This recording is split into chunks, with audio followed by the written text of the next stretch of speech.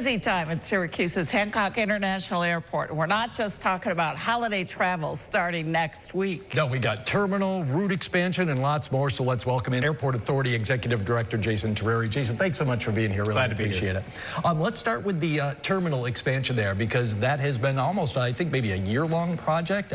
We're done. And why was that so important for the airport and obviously the travelers? Yeah, so it was about an 18-month process from beginning to end.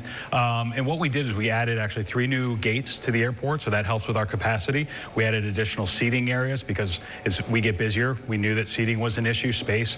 We added additional charging, which was one of the biggest asks by the flying public, and all the concessions. So we're actually being able to grow and support all the passengers that we're seeing come through. Our numbers continue to grow. All right, and key to your success, passengers. So yes. Fill us in on the number of passengers you are seeing, especially as we get toward the end of the year. How was 2025 as far as the numbers of people who took advantage of flights? So 2025 is shaping up to really be a good year. We won't break last year's record of 3 million, but we'll probably be about flat, and that really is a lot of the carriers adding in additional capacity. As we've seen some of the airlines exit the market or change their strategy, we've seen all of the other airlines add a bunch of new flights and seats into the market. Hard to keep setting records year after year after year. And we, as you had reminded me earlier, Southwest left about a year ago now. So you got to kind of adjust for that, I guess. So. Exactly. They were out a year ago, August.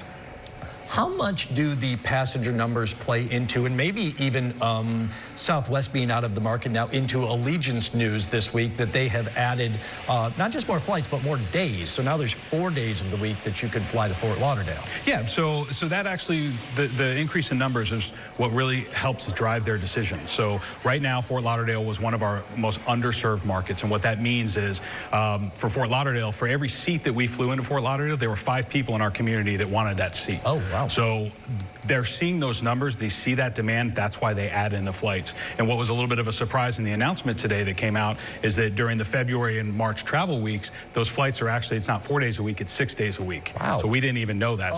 That came out today, so that was another little nice surprise. Right, and adding 2 more days to direct flights to South Florida as well. Yes. Tell me about the significance of that. So that's our top leisure destination, and then one of the things that does is it helps people have different options for vacation. So that opens up different cruise itineraries if you're doing cruises, right? If you're doing beach vacations, different days of the week to travel depending on what your work schedule is or family life, how you have to schedule.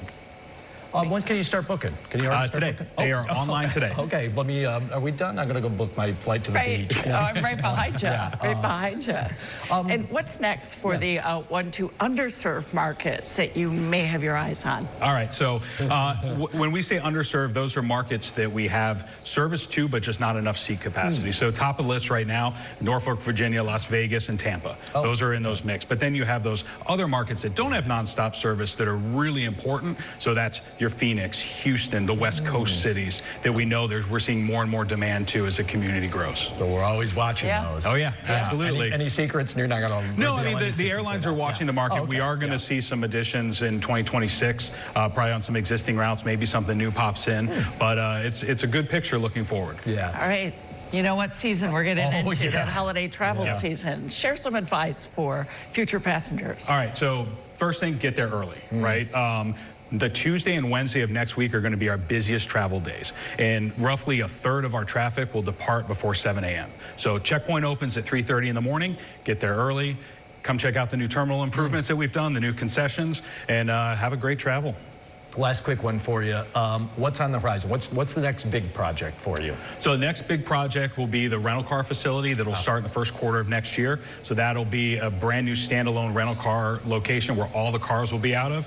And then in the spring, if you're looking out the windows of the airport, you're going to see us replacing taxiways, building out a new de-ice pad, and a lot of work being done out on the airfield. Right, so many changes, hard to keep up with all of them. That's why we're glad you join us to bring us up to speed on everything that's happening at the airport. Thanks, Jason. Appreciate you.